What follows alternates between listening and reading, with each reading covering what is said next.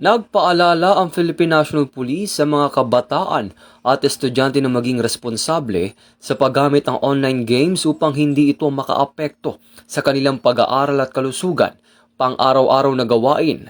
Ayon sa PNP, mahalagang magkaroon ng limitasyon sa oras ng paglalaro at unahin ang pag-aaral at iba pang responsibilidad.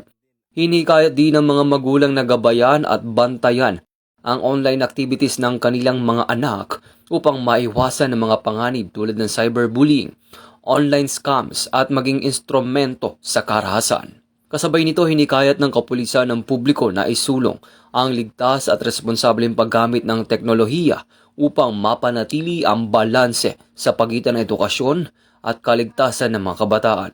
Patuloy namang naikipagtulungan ng PNP sa iba't ibang sektor upang mapalakas ang kamalayan ng publiko hinggil sa cyber safety at responsableng paggamit ng digital platforms.